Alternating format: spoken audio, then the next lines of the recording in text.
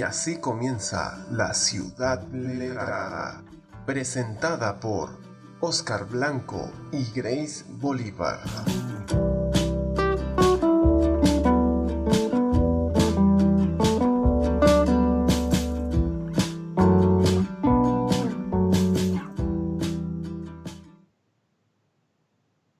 Tener autismo no significa no ser humano, sino ser diferente.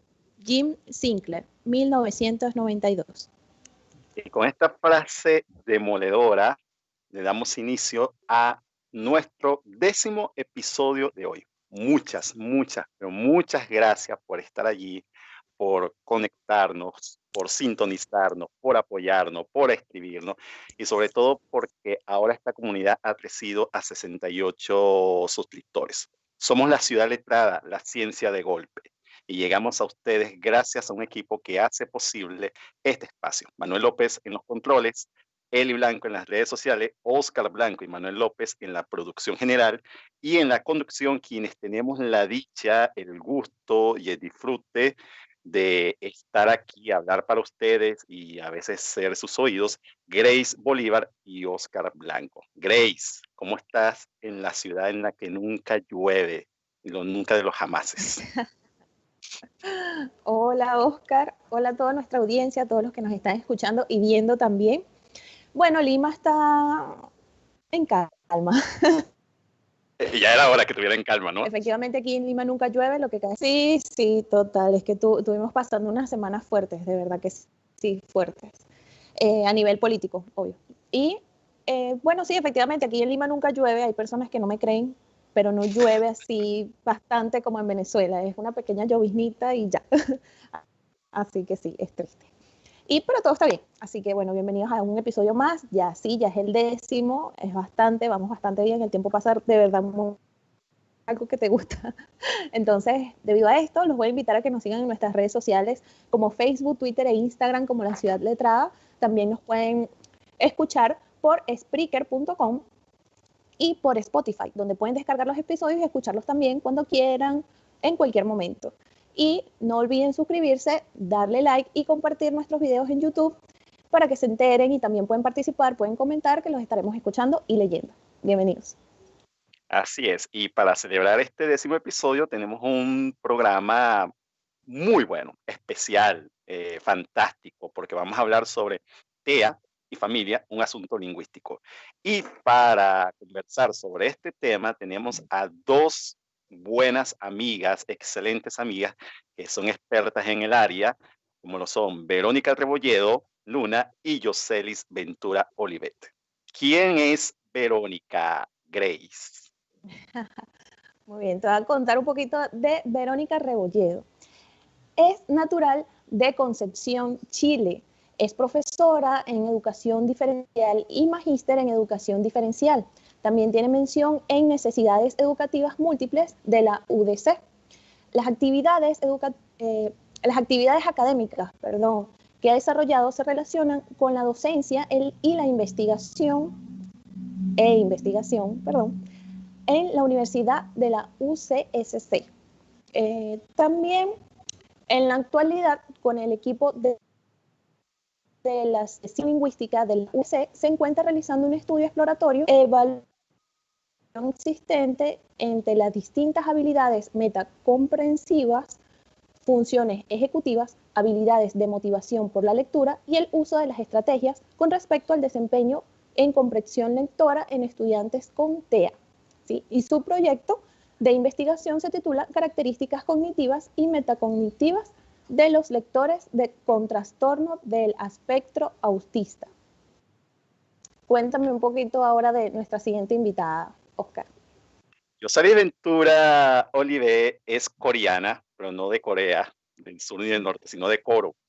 Si yo no digo que es de Coro, me insulta después fuera de cámara. Así que es de esa fantástica ciudad Coro, Estado Falcón, Venezuela. Profesora agregada de la Universidad Nacional Experimental Francisco de Miranda y es magíster en enseñanza de la lectura y escritura de la misma universidad. Ha dictado las cátedras de inglés, lingüística aplicada y análisis de discurso en pregrado y posgrado de dicha casa de estudio y actualmente cursa el doctorado en lingüística en la Universidad de Concepción, Chile, donde actualmente reside. Pues ha tenido diversas presentaciones, investigaciones en congresos, simposios, y en la actualidad su proyecto de investigación se titula Propuesta de una teoría emergente para la representación metafórica del trastorno del espectro autista. Verónica y Yoselis, muchas gracias por estar aquí y sean bienvenidas. Sí, encantadas de estar acá. Muchas gracias por la invitación. Bien, vamos a entrar una vez de lleno en materia, porque este es un tema bastante amplio y ustedes nos dirán, Yoselis y Verónica, si todavía hay algún grado de desconocimiento sobre TEA, y yo creo que para entonces poner en contexto a nuestra audiencia, nos digan ustedes qué es el TEA, nos lo definan. Yoselis, ¿quieres ¿No? empezar? Quizás yo te puedo complementar. Bueno, mira, definir el TEA es bastante complejo. Yo creo que no hay un concepto que englobe todo lo que significa el trastorno del espectro autista. Sin embargo, en la bibliografía que he tenido la oportunidad de consultar, de hecho, la Asociación Americana de Psiquiatría lo define como un trastorno del neurodesarrollo, ¿sí? Y existen muchos autores que se refieren a él y coinciden en que el trastorno del espectro autista, para definirlo, se tiene que tomar en cuenta una triada clásica, que es la afectación en la comunicación, en las conductas, en las interacciones sociales, y también contempla una serie de conductas estereotipadas e intereses restringidos de las personas. Es decir, está afectada el área comunicativa, el área social y el área conductual. Así es. De igual manera, esto como incluye características espectrales, implica la existencia de fenómenos que se distribuyen en grados de funcionalidad o disfuncionalidad y también se presentan distintos niveles de severidad, ¿no es cierto? Puede impactar a las personas de distintas maneras. Interesante. A ver, a partir de entonces esta definición que ustedes nos han dado del TEA, ¿cuáles serían las características, no sé si generales o específicas de una persona con TEA? Si existe una característica global para todas o en todo caso hay que segmentarla porque entendemos nosotros que cuando hablamos de TEA estamos hablando de varios tipos de condiciones, ¿no? Así es. Sí, mira, por lo general, lo que te comentaba, las tres características que nombré anteriormente están transversalmente en el diagnóstico, a mayor o menor medida, con mayor o menor necesidades de apoyo, educativas, sociales, comunicativas, y pueden ser altamente también discapacitantes, como dice Verónica, eso depende de eso. Lo importante de aclarar acá es que no existen dos personas con el trastorno del espectro autista cuyas características sean completamente similares. De allí viene la palabra espectro, es decir, es muy amplio, hay mucha diversidad y mucha variedad, y esas características van variando de un individuo a otro, dependiendo de muchos factores, dependiendo de la severidad del diagnóstico, dependiendo de la atención que se requiera, tanto clínica como psicoeducativa, y por lo general se asocia a conductas que contemplan las tres características centrales del TEA, que es la comunicación, la socialización y los intereses restringidos y conductas estereotipadas en algunos casos. Cuando hablamos de estas conductas, sí, Verónica, ¿vas a comentar algo? No, ok, disculpa. Okay. Cuando hablamos de estas conductas estereotipadas, ¿a qué nos referimos? ¿Vero? Cuando, ¿no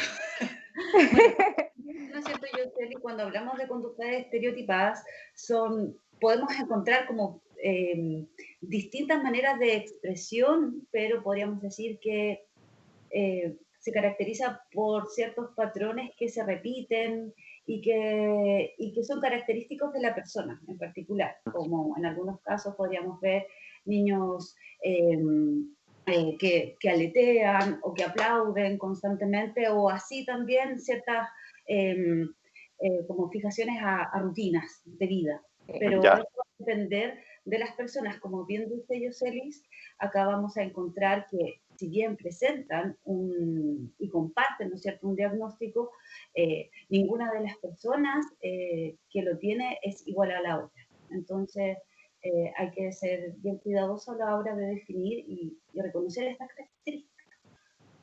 Sí.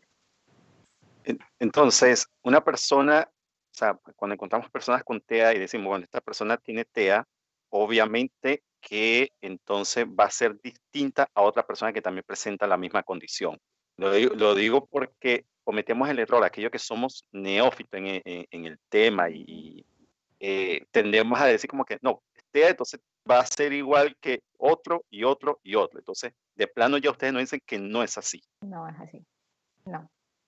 Sí, No, es de que, hecho, sí, disculpa, Yoselis, es que normalmente las personas por desconocimiento generalizan, ¿no? Y a veces, por lo menos como yo, que no soy para nada conocedora de las características, o al menos tengo una idea muy básica, me cuesta también decir, y eso es un error común que la gente generaliza, es precisamente por la ignorancia de las características o de una definición como tal, y es que es algo tan amplio que no se puede definir, o sea, es difícil definirlo, una definición clara.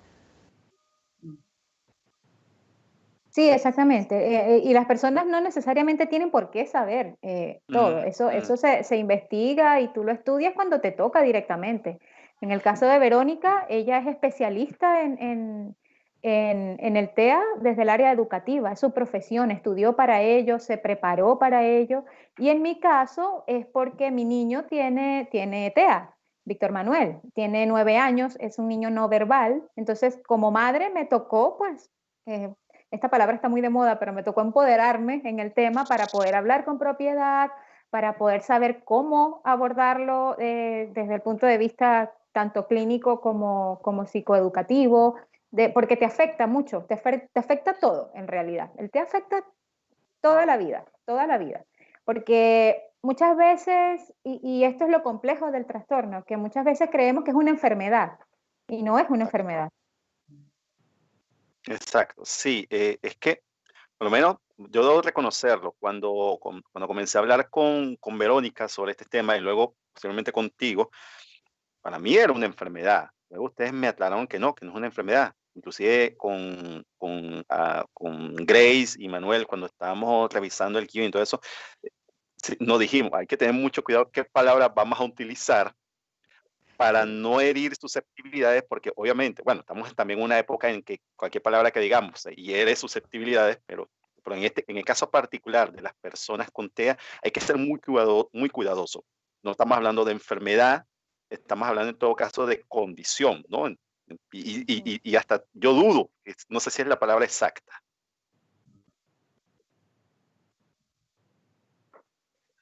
Pero Sí, lo que Tal pasa vez es que que no incluso escuché muy bien, nosotros, pero lo que tú dices, creo que estamos teniendo una no no sé si pequeña ustedes falla escuchan bien. con Sí. Yoselis. tenemos alguna de conexión, pero no te escuchamos. No, mira, lo que te comentaba de la condición, o sea, no es una enfermedad porque para empezar no se cura. Es decir, la persona que es diagnosticada con TEA puede mejorar sus condiciones de vida, puede desarrollar ciertas habilidades que al principio las tenía tenía cierto compromiso, estaban comprometidas. Puede mejorar con la intervención adecuada. Y cuando hablo de intervención, hablo de terapias de lenguaje, hablo de atención psicopedagógica, hablo de terapias ocupacionales, porque, como te digo, cada persona con TEA es diferente a la otra y lo que le afecta a uno no afecta al otro, entonces cada intervención tiene que ser individualizada. Se tiene que tratar de manera individual de acuerdo a las necesidades de esa persona. Y fíjate que utilizo lo que decía Oscar, hay que ser muy cuidadosos. Utilizo la palabra persona porque muchas veces se relaciona el TEA con los niños y no. Claro. Hay adolescentes con TEA, hay adultos con TEA, y yo me atrevería a decir, y me hago responsable de este comentario, que todos tenemos una pizquita de TEA. ¿sí? Ah, Cuando mira. cuando tú lo miras un poco más a profundidad y dices, oye, pero yo soy así, epa, pero yo tengo esto, mira, pero yo tengo aquello. Entonces, toda esa complejidad que digamos que no hay una píldora que te cure, entre comillas, entonces es una condición con la que la persona va a vivir, no sé si toda la vida, pero por lo menos una gran parte de ella, y lo que se requiere es atención individualizada de los especialistas que requiera esa persona.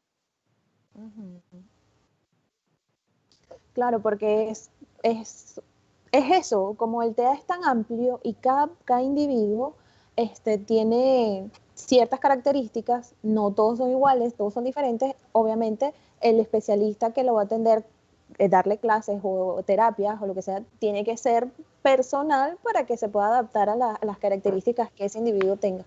Y me acabas de sorprender mucho porque sí, efectivamente yo pensaba de que este tipo de condiciones las tenían más que todo niños, porque No. en mi familia hay un niño que también tiene, que hace poco estaba en eso, no podían definir bien qué tenía, cómo era, porque es muy amplio, entonces los padres tuvieron que hacerle varios estudios, varias consultas para poder ver qué era lo que tenía, definir qué características tiene, y así poder tratarla y el terapeuta, los profesores o incluso llevarlo a un colegio especial para que pueda adquirir mejor el conocimiento o poder desarrollar más el habla, el lenguaje más que todo. Entonces me parece Adaptarse. sí, Yo exacto, creo que adaptarse. lo que tú has señalado es muy importante, es relevante, sobre todo la detección temprana y estar bien atenta a las señales de alerta que nos van dando como estos pequeños humanitos o futuros proyectos de humanos,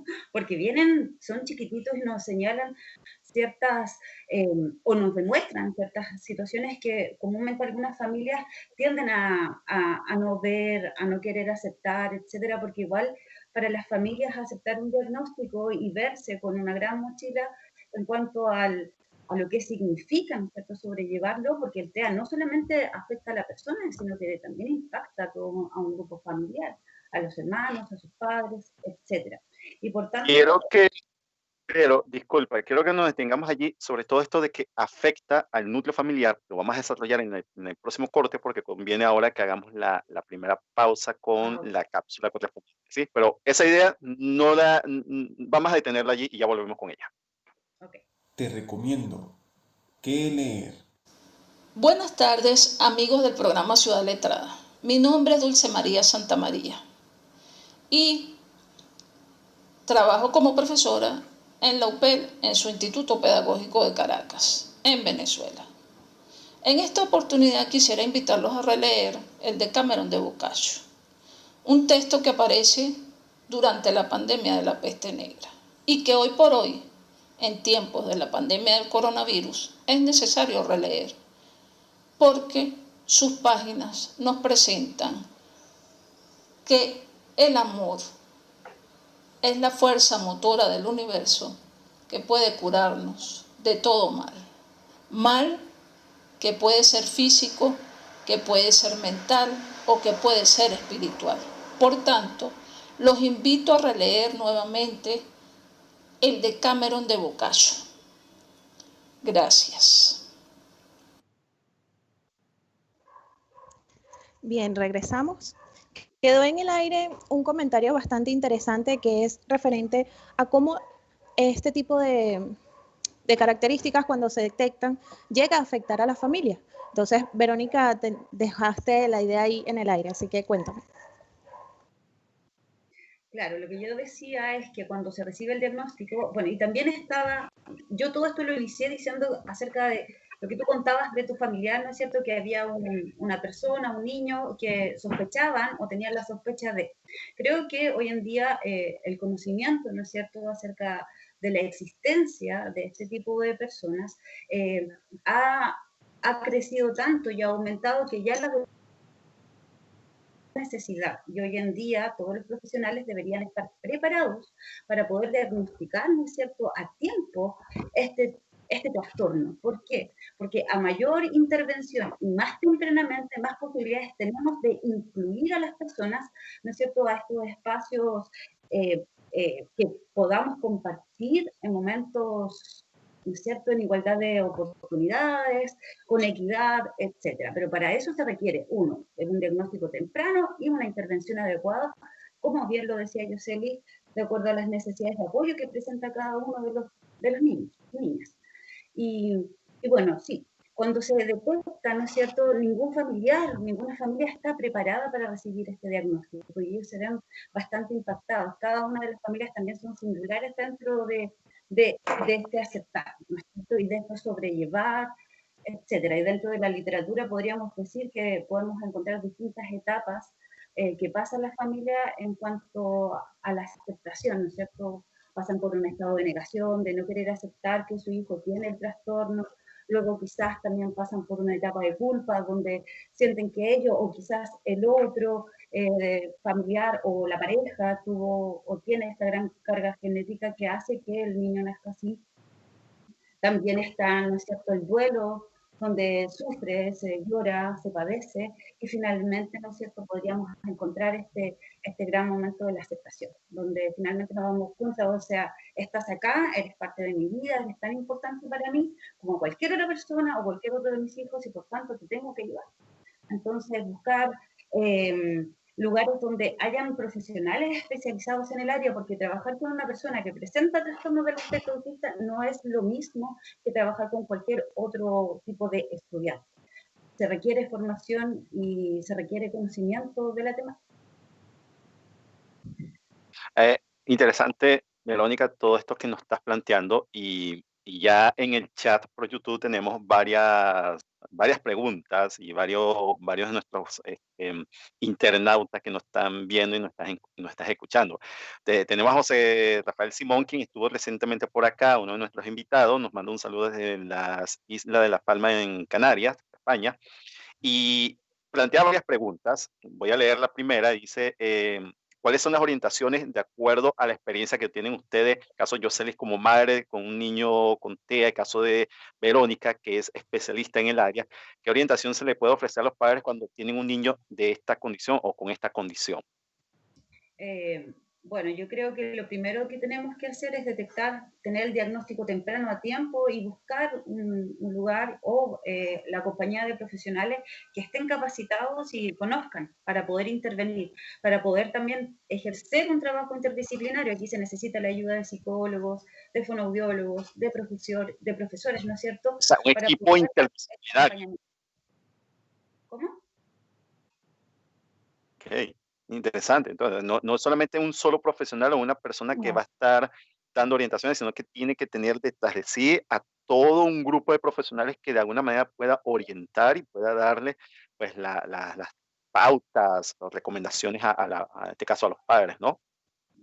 No, y no solo a los padres, sino que trabajar con la persona y educarlo, porque si bien nosotros reconocemos que en ellos se presentan, ¿no es cierto?, ciertos déficits, no podemos decir que esos siempre van a persistir en ellos, porque ellos también tienen el derecho a transformarse en otras personas, a ser mejores.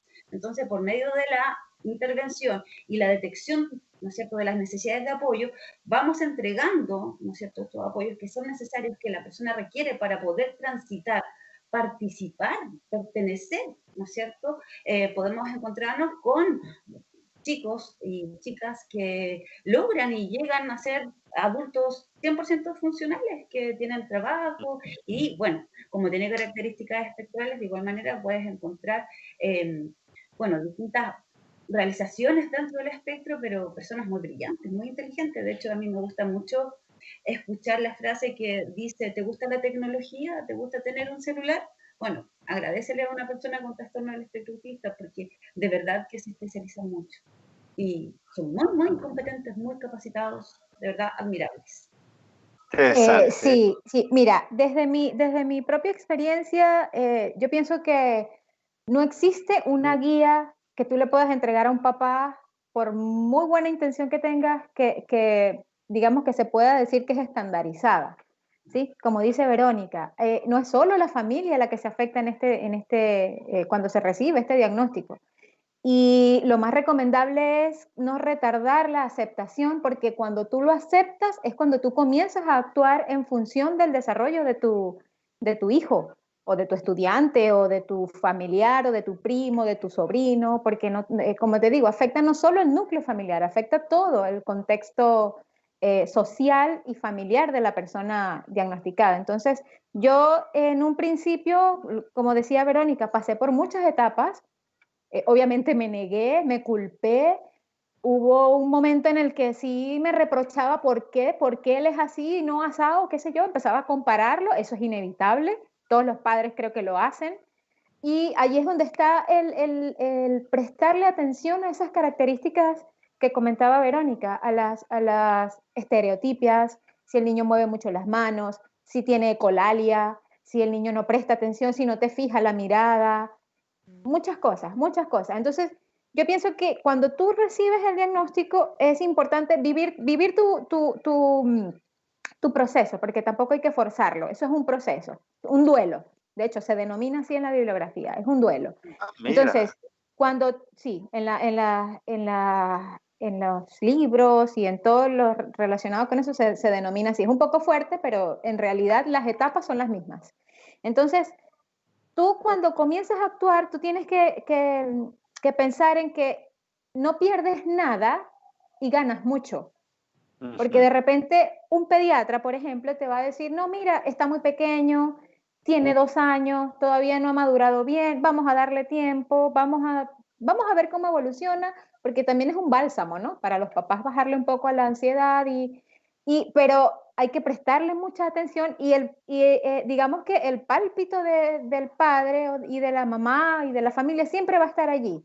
Entonces, no se pierde nada con llevar a los niños a una revisión más especializada de los especialistas que comentaba Verónica, neurólogos, los psicólogos, incluso hasta psiquiatras intervienen acá. No pierdes nada y ganas mucho, porque Claro. si la persona no está en el espectro, mejor, pero y si está, bueno, comienzas a actuar en función de eso. Yoselis y Verónica, quizás este miedo que pueda tener quizás una familia o directamente los padres que pueden percibir que quizás su hijo puede ser un niño con TEA, se debe a los muchos mitos que hay en torno a esta condición.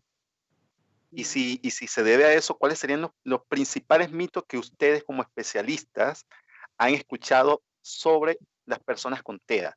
Y ya aquí hablo de personas con TEA porque entendimos, y ustedes lo explicaron muy bien, que no solamente se refiere a niños, sino ya a personas en general. Entonces, ¿cuáles serían esos mitos si es que existen?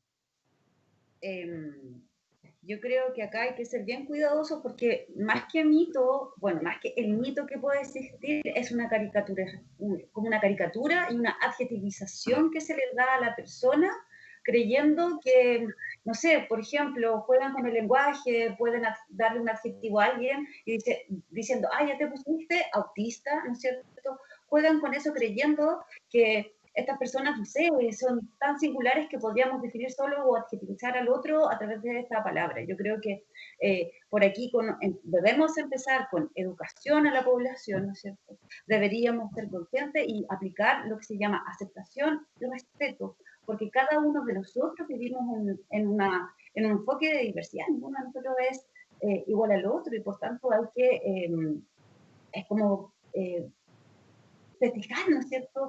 Y celebrar que podríamos compartir con este tipo de personas y no mirarlas desde como que fueran personas frías, que no sienten o que viven en un mundito perdido en el tiempo, en el espacio. Son personas que tienen bastante y muchas capacidades, que requieren de más apoyo, que quizás podrían tener un desarrollo más lento, pero que son personas que sienten y viven al igual que todos nosotros.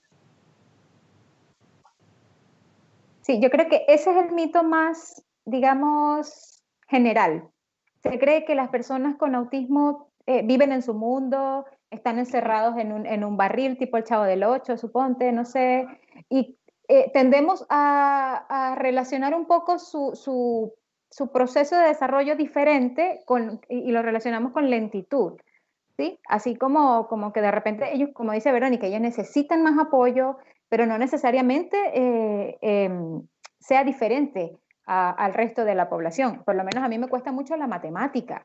Tú me pones a mí algo de matemática y no lo sabré resolver, pero a veces se asocia ese desarrollo diferente de ellos con lentitud. nos cuesta matemática. Sí, exacto.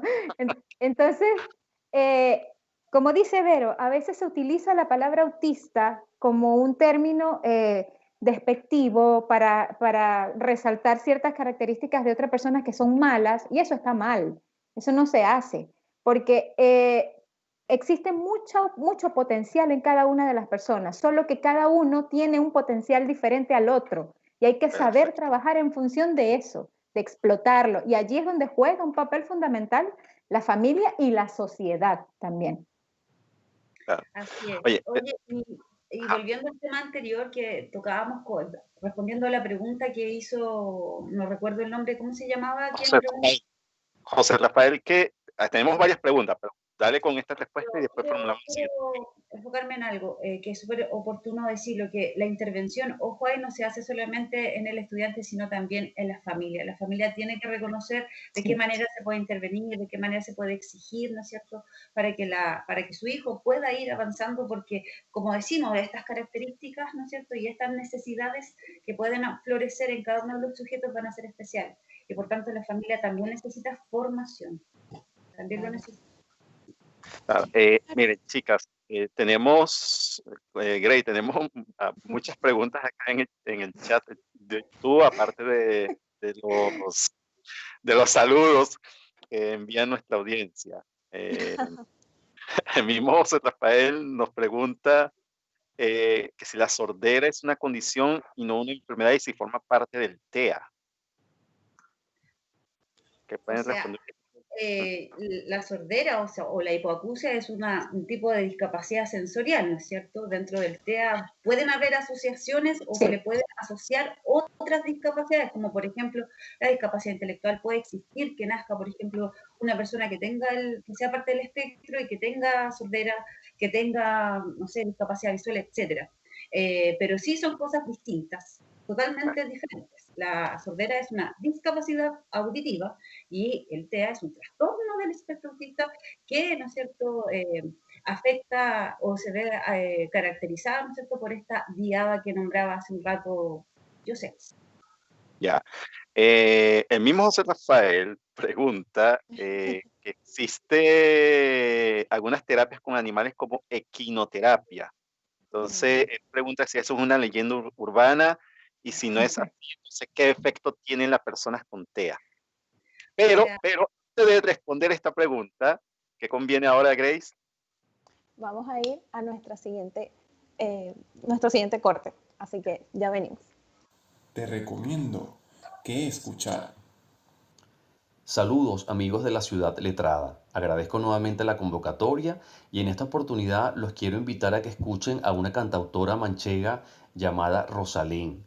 Esta cantautora española hasta la fecha ha publicado 4 producciones discográficas, siendo la última El árbol y el bosque y salió hace muy poquito tiempo.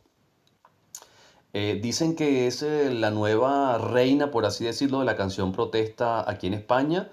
Lo cierto del caso es que a mí me gusta su música porque es una música muy alegre, muy festiva, muy rítmica y eso en esta época tan complicada se agradece mucho. Las canciones de ella que más me gustan son Girasoles y Vivir, que es una canción que grabó hace poquito en los meses de confinamiento con un grupo también español bastante conocido llamado Estopa. Así que los invito a que escuchen a Rosalén y ojalá la música de ella sea del agrado de todos ustedes. Bien, tuvimos a José Rafael Simón, nuestro invitado que nos dio esta cápsula de qué escuchar, así que vaya un saludo a José Rafael que ha estado pendiente en todo el programa.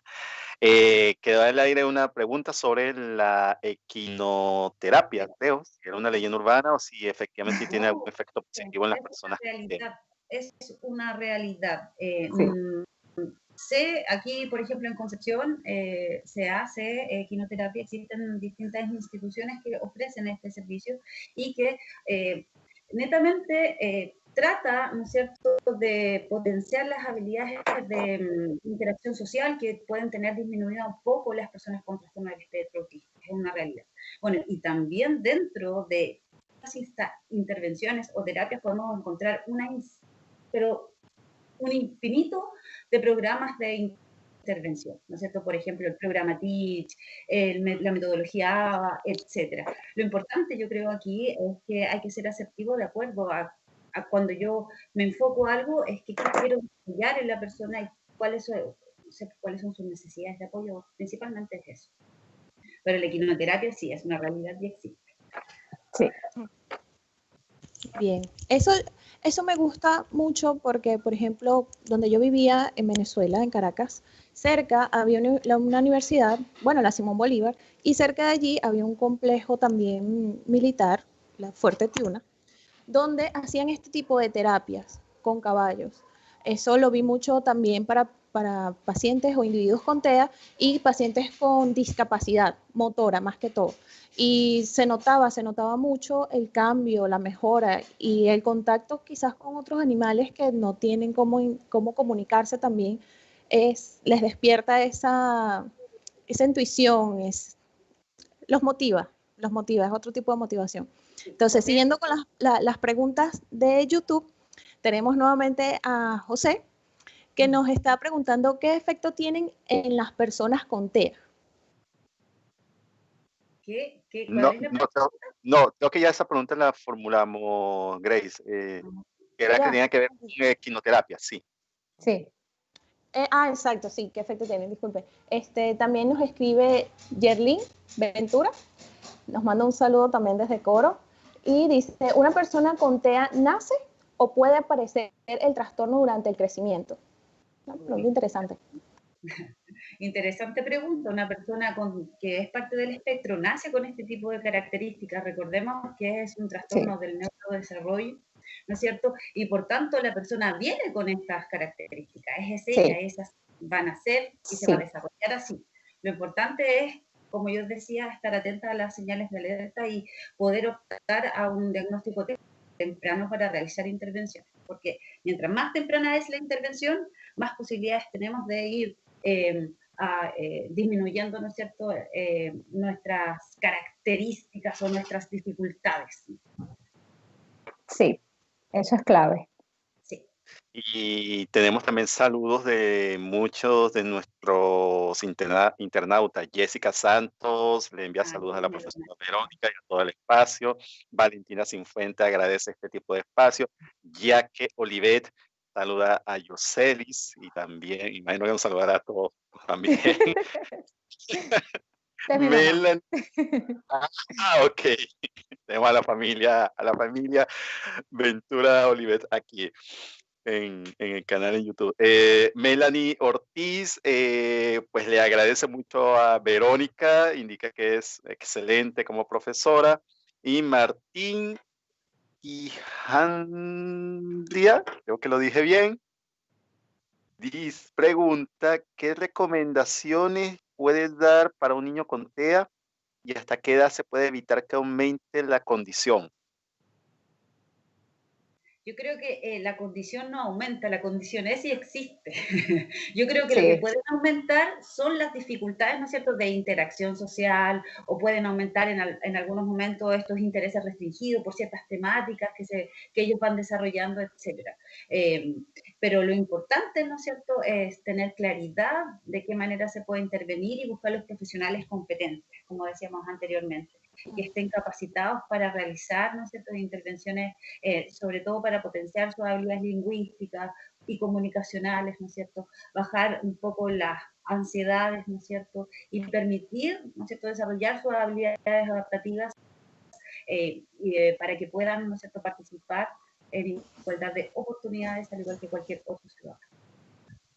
Sí, mira, eso está asociado directamente a por lo menos las afectaciones sensoriales que tienen los niños. Lo he observado en experiencias, en conversaciones con amigas cuyos niños también están diagnosticados con TEA, en que, por ejemplo, a un niño puede que tú le coloques, por lo menos, a Víctor no le gusta peinarse, ¿sí? Entonces, de repente, yo llego con un peine y me le acerco y ya él sabe que eso le da terror y pavor. Con el tiempo, eso ha ido disminuyendo, eso ha ido mejorando, pero porque como dice, como lo recalcamos desde el principio, la atención temprana es fundamental. Y yo he sabido acercarme para disminuirle esa afectación sensorial. Y de repente tú ves a un niño que no le gusta el ruido, no le gusta un color y reacciona de manera agresiva o se tapa los oídos, se tapa los ojos. Entonces, cuando ese niño comienza a autorregularse al pasar del tiempo, las personas creen que el diagnóstico disminuye. Entonces, cuando le dan ciertas crisis sensoriales, el diagnóstico aumenta. No, tiene que ver es con eso, con la alteración sensorial que tiene cada individuo. Y como les decimos desde el principio, todos tienen una particularidad, todos son diferentes. A Víctor no le afecta el ruido, hay otros niños que sí les afecta el ruido, pero a Víctor no le gusta peinarse, hay otros niños que les encanta estar con un cepillo en su cabello, y eso no tiene nada que ver con el diagnóstico mayor o menor, tiene que ver es con la adaptación sensorial que le hemos brindado como sociedad, como padres, como profesores, como Verónica, etc. Sí. Y también hay que reconocer que a veces hay muchos avances, significativos avances que podemos ver en chicos, y a veces hay ciertos retrocesos, hay cambios en la persona como cualquier otro sujeto. Yo creo que aquí tenemos que entender que ellos tienen ¿no es cierto?, este rótulo, pero detrás de ese rótulo existen personas, que cualquier otro a veces nosotros no tenemos muchas ganas no sé, de hacer, y nos quedamos ahí un poco estancados, como digo. Pero sí... como bien también dice Yoseli, o sea, las características sensoriales, un gran porcentaje de las personas que están diagnosticadas tienen estas dificultades, y por eso aquí surge mucho la necesidad de tener, por ejemplo, la compañía de una terapeuta ocupacional o de un kinesiólogo que esté habilitado en la intervención de integración sensorial para poder generar ayudas y apoyos necesarios, y estas personas puedan ir, ¿no es cierto?, tolerando ciertos estímulos.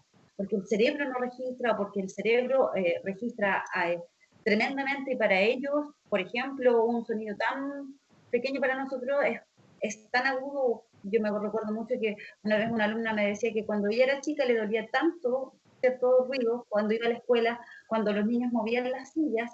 Me decía: profesora, si yo pudiera describir ese dolor, le podría decir que eran miles de agujas entrando constantemente en mi oído. Eso era lo que yo sentía. Entonces y ella, a medida que creció, obviamente fue superando eso, pero no significa que quizás eso se le haya pasado, sino que simplemente aprendió a adaptarse y aprendió a sopesar o buscar apoyos, por ejemplo, usar ayudas en disminuir, ¿no es cierto?, el ruido ambiental. Ahora, sí, Grace, Sí, iba a comentar eso precisamente porque se me hace un poco interesante esto que dicen de que uniendo todos los cabos, ¿no? Todas las personas tenemos alguna característica, y eso me recuerda a mi mamá. Mi mamá, nos burlábamos mucho de ella porque los sonidos estridentes, muy agudos, así suenen muy bajo, a ella le molesta mucho, y puede estar la casa en silencio, pero escucha cosas lejísimas, o sea, tiene el oído muy, muy delicado. Y le pasa eso, cuando escucha música o cuando un sonido le atormenta, tiene estas características de como que no puede, es como que si se bloquea. Y se me hace muy instructivo, o sea, me está abriendo un poco la mente saber esto, de que primero cualquier persona puede tener estas características mayor o menor grado, y que no es solo en niños, sino en adultos también. Eso es bastante, para mí, revelador. Y debido a esto, porque también esto es como un poquito de ignorancia de las personas, de lo que hemos venido hablando ya, que las personas por el no saber tienden a tener estos mitos, esas palabras mal utilizadas. Y esto me lleva a pensar también que esto se presta mucho para discriminación. Las personas con este tipo de condiciones, ya niños o incluso la familia, tiene que lidiar con este tipo de discriminación, de el niño es especial, el niño puede, no puede. ¿Cómo lleva la familia esto? Mira, eso es un reto. Cada familia es tan particular como cada niño TEA existe en el mundo. Quizá hay familias cuyo contexto es un poco más amigable para aceptar la condición y para sobrellevarla. Cuando te digo que eso afecta, todo es todo, desde que te levantas hasta que te acuestas, el hecho de salir a un parque, el hecho de salir al supermercado, te cambia la vida. Entonces, cuando tú ves, por ejemplo, que una persona, llámese niño, llámese adolescente, no tolera un estímulo del ambiente, llámese ruido, llámese color, llámese textura, ¿sí? Hay personas que no toleran ciertas texturas en la ropa, por ejemplo, y los padres debemos saber identificar cuáles son para no provocar crisis. Y si en algún momento, por X o Y razón, por desconocimiento incluso de los padres, se produce esa crisis, la discriminación se nota cuando las personas reaccionan a esa situación. Creen que el niño es mal educado, creen que el niño es malcriado, creen que te falta carácter como papá para poder sobrellevar esa situación. Hay personas o niños incluso que tú les das algo, que le vas a comprar ropa, por ejemplo, y eso lo quieren colocar al momento y se desvisten y ya, o sea, yo me quiero colocar eso, no tienen esa digamos, no saben que socialmente eso no se puede hacer, ¿sí? Entonces, cuando eso sucede, las personas no saben que no es culpa ni siquiera del niño o de la persona TEA, ni de los papás ni de las personas que lo acompañan, sino que es una realidad. Entonces, ¿dónde está la discriminación? En no saber entender lo que está pasando.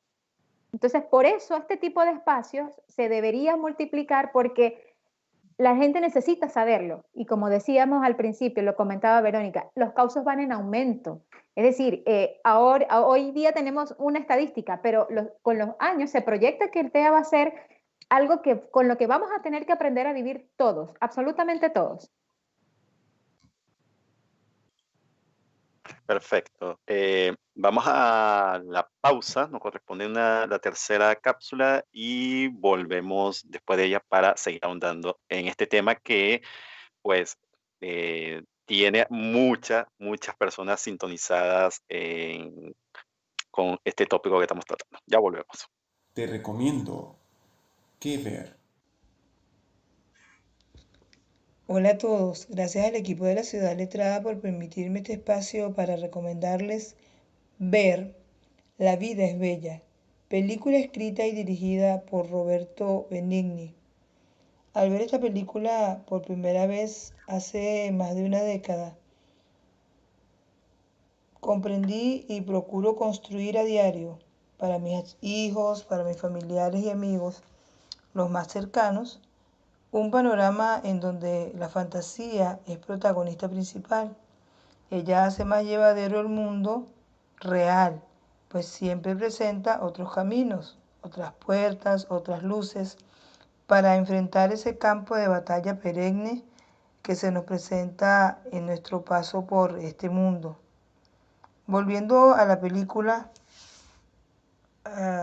y a todos los escenarios que se nos presentan, puedo decir que la vida es un reto, hay que afrontarlo. Es un deber para cumplirlo, es un juego para jugarlo, es preciosa para cuidarla, es riqueza para conservarla, es amor para gozarla y es una promesa para cumplirla. Frases sabias de la Madre Teresa de Calcuta. Disfruten la película. Bien, disfrutamos ahorita de esto que ver. Y antes de irnos, que estábamos conversando también este tema de la discriminación. Y efectivamente es un tema que lleva a toda la familia. Y como todo lleva a la familia, es un conjunto de todo, afecta a todo realmente. Quería saber también, o mejor dicho, siguiendo una de las preguntas que nos hicieron en YouTube por Martín Quijandría, ¿qué tan conveniente es la tecnología para estos niños o personas con TEA? Porque actualmente vivimos de la tecnología, nos comunicamos a través de teléfonos, computadoras, como lo estamos haciendo ahorita. ¿Qué tanto afecta la tecnología o qué tanto ayuda? O sea, la tecnología puede dar ayuda siempre y cuando nosotros sepamos utilizar. Yo creo que finalmente lo que tenemos y lo que podemos ver a través de ella, si es que la vamos a usar con fines y con horarios, con una rutina establecida, ¿no es cierto? Y le vamos a sacar un provecho, creo que es útil y poder hacerlo, pero niños que estén todo el día frente a un computador o a un celular sin un sentido de la actividad bien realizado puede ser preocupante, porque recordemos que dentro de las mayores recomendaciones que hay que hacer con este tipo de personas es que dentro de los procesos de intervención lo que más tenemos que potenciar son sus habilidades comunicativas y por tanto esto requiere de la interacción entre humanos y obviamente que la interacción con un aparato tecnológico no es lo mismo. Entonces, ojo, yo creo que siempre se puede, existen, hay que usarlos y hay que aprovecharlos, ¿no es cierto? Pero con horarios y, ¿no es cierto?, también buscando aplicaciones que sean adecuadas, que le ayuden a desarrollar, ¿no es cierto?, habilidades perceptivas, matemáticas, lingüísticas, etc. Pero con tiempo. Perfecto. A ver, Yoselis y Verónica y Yoselis, ustedes están estudiando el TEA desde la lingüística. Nos quedan pocos minutos y no queremos tampoco dejar por fuera cómo ustedes desde la disciplina, desde la lingüística y específicamente desde su línea de investigación, cómo dan respuestas, si vale el término de dar respuesta desde esta parcela sobre el TEA o si por el contrario dan mayores aportes o cómo la lingüística puede contribuir para conocer aún más esta condición y sobre todo para hacerla más visible ante muchas personas que, insisto, somos muchos los neófitos y los conocedores del trastorno espectro autista. Bueno, mira, como te comentaba al principio, las afectaciones comunicativas en las personas TEA es un eje nuclear en el diagnóstico, ¿sí? Entonces, desde la lingüística se ha estudiado el TEA desde diferentes perspectivas, siendo las más relevantes o las que tienen mayor cantidad de estudios el área de la psicolingüística, que es donde está Verónica, y se enfoca en comprender cómo esas personas, llámese niños, adolescentes o adultos, comprenden y producen el lenguaje desde el punto de vista de la psicolingüística, desde el punto de vista de la fonoaudiología y desde el punto de vista del discurso, que es lo que yo he tenido oportunidad de chequear. Si bien existen afectaciones, puede que haya en cierta menor medida en el lenguaje pragmático, en el lenguaje de ejecución, en la comprensión de la lectura y todo lo que tenga que ver con el lenguaje. En el caso particular, yo llegué a mi investigación, digamos que me tropecé con eso, por mera casualidad, porque yo no estoy estudiando el TEA como tal en la lingüística, sino que estoy estudiando la representación del TEA que tenemos los papás, la representación metafórica que tenemos los papás acerca del TEA y todo lo que conlleva. ¿Por qué decidí irme por esa línea? Porque como es algo tan complejo, como es algo tan peculiar en cada familia, como intervienen tantas variables contextuales, sociales, educativas, familiares, cada persona lo conceptualiza, lo representa de manera distinta, lo piensa y lo habla de manera distinta. Entonces, si bien existen ciertos puntos en los que coinciden algunas representaciones, es muy variado y ese lenguaje metafórico es muy rico porque allí es donde la persona representa de verdad su experiencia con el TEA. Yo he encontrado metáforas relacionadas con la naturaleza, ¿sí? Wow. Yo trabajo con el discurso de padres y profesores. He encontrado metáforas relacionadas con la naturaleza, lo conceptualizan como un cielo, que hay días en los que está tranquilo, hay días en que se nubla, hay días que hay tormenta, que hay viento, y expresan frases como esta: se forma el zafarrancho. Entonces, tú eres el lexicógrafo, tú sabes que detrás de esa palabra hay una carga semántica que hay que analizar. Sí, o sea, claro. porque para ella es un zafarrancho y para otro es un cielo azul, tranquilo. Aclaramos, yo sí, para nuestra audiencia, porque tengo audiencia mucho, la zafarrancho es un uso venezolano que da cuenta sobre desorden, caos, problemas. Eso Sí, es zafarrancho. Ahora sí. cuestiones más que todo meteorológicas, a eso me refiero. Ese es uno que me quedó aquí, pero existen muchos, tormentas, así. Y eso va muy relacionado a las características de la persona TEA que ellos tienen a su cuidado. Si el niño es tranquilo, van a conceptualizarlo como un río que fluye tranquilo, pero si el niño es un poco hiperactivo, lo van a relacionar con las mismas metáforas de naturaleza, pero con lo que te estoy diciendo, con efectos meteorológicos, y la impredictibilidad también de las conductas se refleja por allí. Y también hay mucha metáfora de guerra, que lo que hablábamos con la discriminación. Entonces, todo eso de verdad que ofrece una visión bastante interesante de analizar desde el punto de vista lingüístico, desde la metáfora conceptual y las metáforas sistemáticas, porque hay mucha riqueza allí. Y por allí yo escogí esa línea de investigación. Perfecto, fue un trabajo fantástico. Yo creo que mucho más estará yo después de escucharte en un segundo programa. En el caso tuyo, Verónica, desde la psicolingüística. Yo desde la psicolingüística me estoy situando netamente en una población de estudiantes que se encuentra cursando aquí el 8º grado hasta el 4º medio. No sé cómo se podría denominar quizás en otros países, pero cuando están cursando la enseñanza regular, antes de entrar a la universidad. ¿Ya?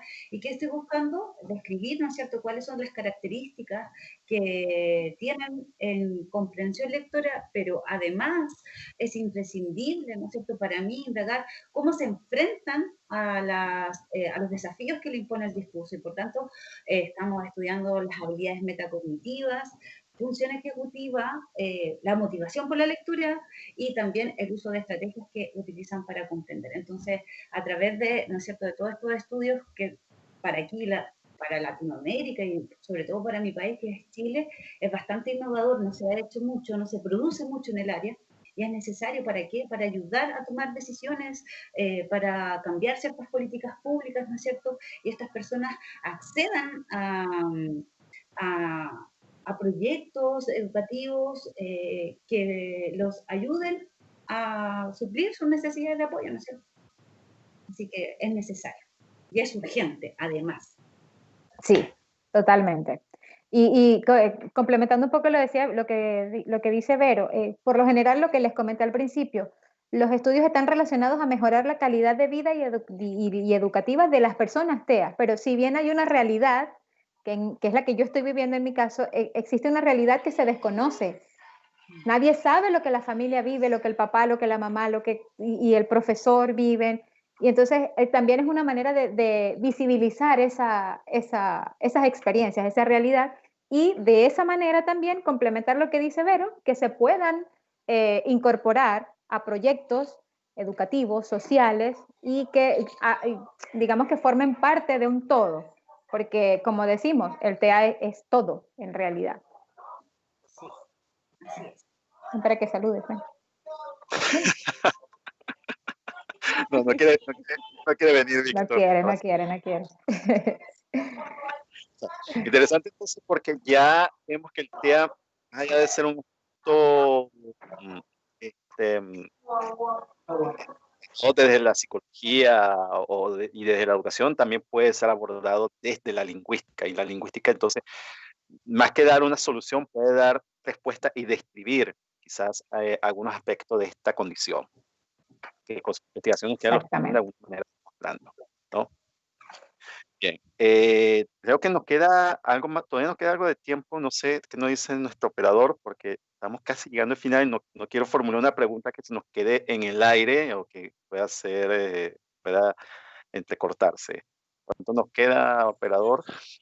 2 minutos nos queda, Oscar. O sea, entonces tenemos que despedir. Gracias. He escuchado la voz de nuestro operador Manuel López. Bueno, en este caso. Y de todo lo que pudimos, creo que ha sido una conversación muy, muy jugosa, bastante pedagógica, muy didáctica. Y yo creo que, como en todos los programas, nos quedamos cortos. Pero es mejor que nos quedemos cortos porque eso significa que ustedes están obligadas a volver por acá. Encantada. Los micrófonos para que pidan de la audiencia para que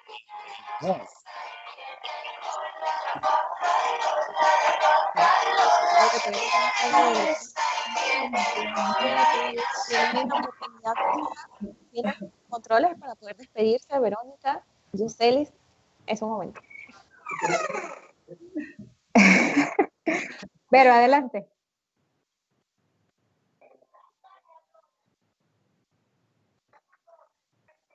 Bueno, mira, primero que nada queremos como familia, porque yo soy el rostro visible, pero detrás de mí está el papá de Víctor, Miguel, está Víctor, está la abuela, está la prima, está la tía, están los abuelos. O sea, detrás de este rostro visible hay amigos como ustedes, hay cualquier cantidad de personas que están mira, interesadísimos en conocer el TEA precisamente para apoyar a la familia y para hacernos entender que es algo cotidiano. Ellos no muerden, o sea, ellos no son algo extraño, ¿no? Son personas como todos nosotros. Entonces, si me permiten dar este mensaje es, no le tengan consideración de alguna manera a las personas o a las familias TEA. Somos una familia totalmente normales, ¿sí? Que necesitamos ciertas atenciones específicas, sí, pero igual sentimos, igual nos reímos, igual disfrutamos de la condición. Y si en algún momento les llega a tocar de cerca alguna persona diagnosticada con TEA, créanme que tienen una gran oportunidad de demostrarle al mundo que todavía existen personas de buen corazón. Porque una persona TEA es una persona pura. Ellos no tienen maldad, ellos no tienen ningún tipo de sentimiento negativo hacia nadie. Y ese ser puro que tienen en su contexto, en sus amigos, en su familia, en su vecino, aprovéchenlo y traten de aprender lo más que puedan de ellos, porque si hay alguien que es un buen maestro, es una persona TEA. Perfecto. ¿Vero? Qué bonito lo que dice Yuselis, me encanta escucharla, creo que es necesario. Bueno, lamentablemente este tiempo se hizo tan corto y siento que son tantas las cosas que deberíamos hablar y comunicar, siento como tantas ganas de poder hacerlo. Creo que una persona con TEA es maravillosa, es impactante, pero además es enigmática. Y eso te invita, siempre te invita a querer más, a conocer más y no, invitarlos a todos que por favor lean, que se informen, que traten a los profesionales siempre de capacitarse y de buscar respuestas para poder apoyar, ¿no es cierto?, este tránsito y aumentar la participación activa de todas estas personas. Así es, las personas con TEA, lo más maravilloso de la vida, lo más lindo del mundo, me encanta. Aquí objetividad no hay. No. Bien. Bien. Bueno, llegó la etapa o el momento que no me gusta despedirnos. De verdad ha sido una conversación sumamente agradable, sumamente instructiva, sobre todo para mí, que yo tenía ciertos conocimientos, pero no es lo mismo lo que uno se imagina o lo poco que uno puede ver a conversar con personas que lo viven día a día y que saben de esto. Así que de verdad, Verónica y Yuselis, muchísimas gracias por esta charla tan grata que hemos pasado. A todas las personas que nos escuchan, a todos los que escribieron por YouTube, un saludo, muchas gracias por estar atento, a todos los que me escriben, a todos los que están atentos a lo que venimos haciendo, muchas gracias, de verdad muchas gracias por los mensajes y porque estén allí pendientes. Esperemos que este pequeño espacio sea para esto, para la inclusión, para que las personas abran su mente, para que vean otro tipo de temas y que personas como ustedes que viven día a día de esto puedan expresarse y que las demás personas también entiendan de que son personas normales y son familias normales y solo necesitan es amor y paciencia, mucha paciencia. Paciencia. ¿Sí? Síganos en paciencia, mucha paciencia. Sí, paciencia es el ingrediente primordial, la paciencia y el amor, porque es eso, son personas muy puras y muy lindas, entonces solo hay que tener paciencia, ¿sí? Toca despedirse, no quería, así que les mando un beso. Muchas gracias a todos. Síganos en nuestras redes sociales, Facebook, YouTube, Twitter, La Ciudad Letrada, Spreaker y Spotify también como La Ciudad Letrada y denle like, compartan y suscríbanse a YouTube como La Ciudad Letrada. Oscar. Así es, entonces nuevamente 1.000.000 de gracias, chicas, la pasamos fantásticamente y pues recordarles que también nosotros tenemos otro espacio, Viajes Perpetuos, cuando no sale la ciudad letrada, pueden también disfrutar de este otro canal y revisar contenidos anteriores donde tuvimos a Vero, inclusive invitada en el... Así que es cordialmente invitado. Vamos a despedirnos y recordando el equipo que hace posible este espacio. Manuel López en los controles, Lili Blanco en redes sociales, en la producción general, Oscar Blanco y Manuel López, y en la conducción tener el inmenso de hablar, de conducir el espacio, Grace Bolívar y Oscar. Veremos pronto, en un pronto muy cortito, con un nuevo ciudadano letrado.